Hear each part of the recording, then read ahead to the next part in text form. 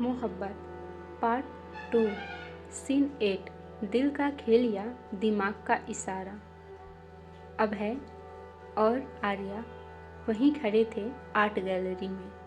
आर्या सवालों से गहरी निगाहों से अभय को देख रही थी और अभय वो बस गहरी ठहरी हुई नज़रों से उसे देखे जा रहा था। आर्या धीमी आवाज़ में हल्के संदेह भरे स्वर में कहती है, क्या आपने ये कहा कि कुछ कहानियाँ दिमाग से नहीं दिल से याद रहती हैं? अभय हल्की स्माइल, लेकिन उसकी आंखों में कुछ और ही चल रहा था। हाँ, और शायद तुम्हारे साथ भी यही हो रहा होगा। आर्या कंफ्यूज होकर उससे पूछती है, मतलब? अभय एक गहरी सांस लेता है, फिर आर्या की ओर अपने कदम बढ़ा देता है। अभय धीमे लेकिन गहरे लहजे में कहता है, कभी ऐसा महसूस हुआ है कि तुम किसी को जानती हो लेकिन याद ना आ रहा हो? आर्या हल्के झटके से, हाँ, लेकिन आप ये क्यों पूछ रहे हैं? अभय मुस्कुराकर, क्योंकि शायद तुम्हारे जवाब तुम्हारे ही अंदर छुपे हुए हैं। सीन में हल्का सस्पेंस और इंटेंसिटी बढ़ने लगती है। सीन 9 जब डर और हकीकत टकराते हैं। रात के 3 बजे आर्या का अपार्टमेंट। आर्या एक बार फिर नींद में जाग जाती है। उसका सांसें तेज चलने लगती हैं। चेहरा पसीने से भीग चुका था। फ्लैशबैक, वही काली रात, वही धुंधला चेहरा, वही चीखें और एक कार जो तेजी से गुजर रही थी। प्रेजेंट, आर्या का दिल जोर जोर से धड़क रहा था। आर्या घबराकर खुद से बुझ जाती है, कौन था वो? ये यादें क्यों वापस आ रही हैं? वो उठकर अपनी पुरानी डायरी निकालती है, जिसे उसने सालों से कभी नहीं खोला था। डायरी के एक पेज पर जहाँ लिखा था, अगर मुझे कुछ हुआ तो इसका जवाब सिर्फ एक नाम में छुपा है, एम। आर्या झटके से पेज देखते हुए फुसफुसाती है, एम। सीन कट हो जाता है। सीन 10 एक खतरनाक खेल की शुरुआत। अभय की हवेली, सीक्रेट स्टडी रूम। अभय एक पुरानी फाइल के पन्ने पलट रहा था। उसकी आंखों में गहरी उलझन थी, जैसे वो किसी ऐसे सच को देख रहा हो जिससे वो भागना चाहता हो। फाइल के अंदर किसी की एक तस्वीर थी, जिसमें एक छोटी बच्ची और उसका पूरा परिवार था। वही तस्वीर जो आर्या के पास भी थी। अचानक फोन बजता है। रहस्यमयी आदमी दूसरी तरफ से ठंडी आवाज में, सर, लड़की को शक होने लगा है, हमें कुछ करना होगा। अभय धीमे लेकिन सख्त लहजे में, कोई कुछ नहीं करेगा जब तक मैं ना कहूँ। उसकी आंखों में डर, पछतावा और एक गहरा रहस्य दिखाई दे रहा था। सीन 11 अतीत का दरवाजा खुलने वाला है। आर्या का अपार्टमेंट, रात 3:30 बजे। आर्या बेचैनी से डायरी का पेज निहार रही थी। उस पर लिखा नाम एम उसके दिमाग में हथौड़े की तरह बज रहा था। आर्या खुद से धीरे से कहती है, एम, ये हो कौन सकता है? उसका दिमाग और दिल बेतहाशा अपने सोच और दिल धड़क रहा था, मानो वो एक ऐसे सच के करीब थी जिसे जानने के बाद कुछ भी पहले जैसा नहीं रहने वाला था। उसकी आंखों में डर और सवाल दोनों दिखाई दे रहे थे। फ्लैशबैक, एक अधूरी याद, एक कार ब्रेक की कर्कश आवाज़, किसी की चीख और एक धुंधला नाम, प्रेजेंट। आर्या अचानक हड़बड़ाकर खड़ी हो गई। आर्या आंखों में बेचैनी धीरे से फुसफुसाते हुए, क्या एम का मतलब अभय मल्होत्रा? उसकी सांसें तेज हो गई। वो समझ नहीं पा रही थी कि ये सच है या फिर सिर्फ एक इत्तेफाक। सीन में थोड़ा टेंशन बढ़ने लगता है। सीन 12 अभय का डर और गहरी उलझन। मल्होत्रा हवेली, स्टडी रूम। अभय खिड़की के पास खड़ा था। बारिश की बूंदें कांच पर गिर रही थी। वो अपनी फाइल को घूरे जा रहा था, वही फाइल जिसमें आर्या और उसके परिवार की पुरानी तस्वीर रखी हुई थी। एक अखबार की कटिंग पर जिसमें लिखा था, सिंह फैमिली का एक्सीडेंट, मासूम बच्ची की किस्मत पर सवाल। अभय धीरे से खुद से बुदबुदाते हुए, अगर उसे सब याद आ गया तो।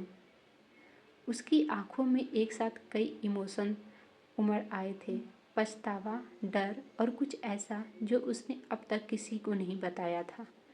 तभी उसका फ़ोन बज उठता है। रहस्यमयी आदमी दूसरी तरफ ठंडी आवाज़ में, सर, लड़की को शक होने लगा है। अभय धीरे लेकिन सख्त आवाज़ में बोलता है, कोई कुछ नहीं करेगा जब तक मैं ना कहूँ। उसकी आंखों में डर, पछतावा और एक गहरा रहस्य दिखाई दे रहा था। सीन 13, जब सच सामने आएगा। एक पुरानी लाइब्रेरी, मुंबई के आउट स्ट्रीट में। आर्या एक पुरानी लाइब्रेरी में बैठी हुई थी। सामने कुछ धूल भरी फाइलें और अखबारों की कंसिस्टेंसी पड़ी थी। उसने एक रिपोर्ट उठाई। उस पर वही हेडलाइन थी जो अभय की फाइल में भी थी, सिंह फैमिली का एक्सीडेंट, मासूम बच्ची की किस्मत पर सवाल। आर्या धीरे आवाज़ में खुद से कहती है, सिंह फैमिली, ये तो मेरे ही पेरेंट्स का एक्सीडेंट का है, लेकिन इस रिपोर्ट में एक और नाम था। उसने ध्यान से रिपोर्ट के नीचे देखा, जहाँ एक नाम था, अभय मल्होत्रा।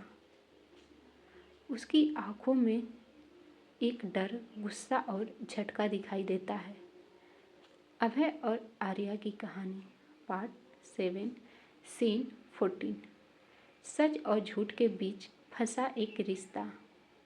अभय का ऑफिस, एक ग्लास वाला केबिन जहां वो अकेले बैठा हुआ था। अभय टेबल पर रखी फाइल को देखे जा रहा था।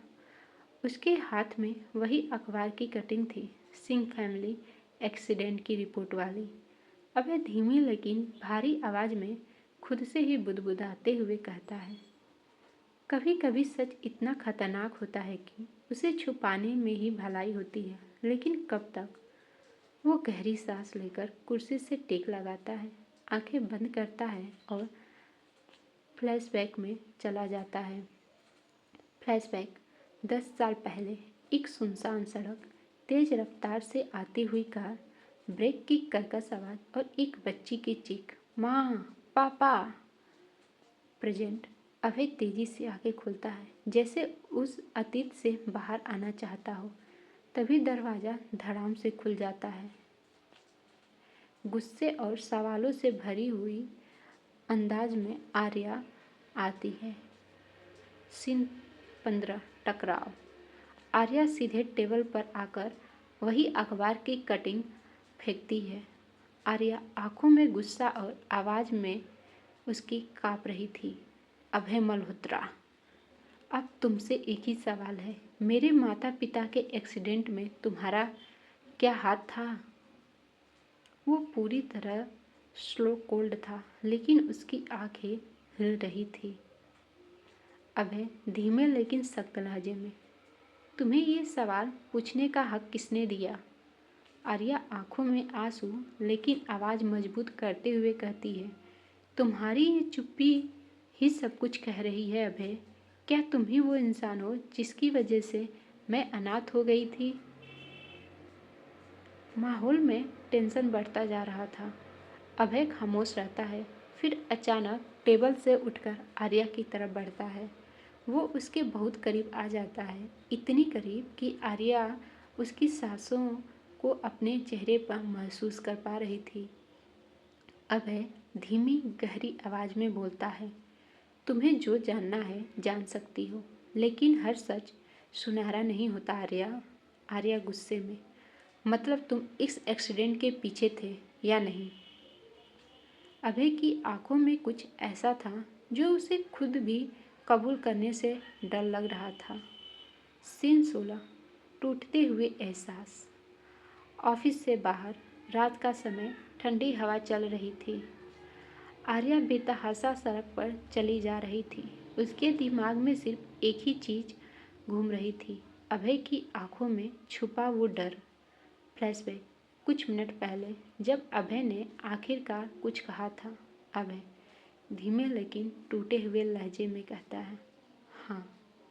आर्या मैं वहाँ था उसी रात, लेकिन मैं गुनहगार नहीं था। प्रेजेंट। आर्या सड़क के किनारे बैठ जाती है। उसकी आंखों में आंसू भरे हुए थे। आर्या धीरे से खुद से कहती है, अगर वो गुनहगार नहीं था तो फिर असली गुनहगार कौन है? एक रहस्यमयी कार दूर से उसे देखे जा रही थी। सीन 17। सच का साया। सड़क के किनारे रात का अंधेरा गहरा होता जा रहा था। आर्या अब भी ठंडी सड़क पर बैठी हुई थी। उसकी आंखों में सवाल और दिल में तूफान था। अभय ने कबूल लिया था कि वह उस रात वहाँ था, लेकिन उसने खुद को निर्दोष बताया था। तो फिर असली गुनहगार कौन था? तभी एक काली कार धीरे धीरे उसके करीब आकर रुकती है। वहाँ कुत्तों की भौंकने की भी आवाज़ आ रही थी। कार की खिड़की से कोई उसे देख रहा था। आर्या ने सिर उठाकर कार की तरफ देखा। कार के अंदर एक धुंधला सा चेहरा शीशे के पीछे से उसे देखे जा रहा था। रहस्यमयी आदमी धीरे से फोन पर, वो सच के बहुत करीब आ चुकी है। आर्या का फ़ोन बजता है। आर्या, हेलो। दूसरी तरफ एक अजनबी आवाज़ आती है, अगर जिंदा रहना चाहती हो तो इस केस से दूर हो जाओ। आर्या की आंखों में डर और गुस्सा आ जाता है और हाथ से उसका फ़ोन गिर जाता है। सीन 18। अभय का अतीत। अभय की स्टडी रूम, पुरानी किताबें, कम रोशनी। अभय एक पुरानी फाइल निकालता है। फाइल पर एक नाम लिखा था, मिश्रा केस। File classified. उसके हाथ काँप रहे थे। अभय खुद से टूटी आवाज़ में, मैंने तुमसे बहुत कुछ छुपाया है आर्या, लेकिन अब वक्त आ गया है सच बताने का। आप सबको ये पार्ट कैसा लगा प्लीज़ कमेंट करके बताना ना भूलिएगा। और जिन्होंने भी चैनल को सब्सक्राइब नहीं किया है प्लीज़ आप सब चैनल को सब्सक्राइब कर लीजिएगा। मिलते हैं नेक्स्ट एपिसोड में, जिसमें हम लोग इसका सस्पेंस खोलेंगे और देखेंगे कि क्या होता है। नेक्स्ट एपिसोड लास्ट एपिसोड होगा। तब तक के लिए bye bye and take care.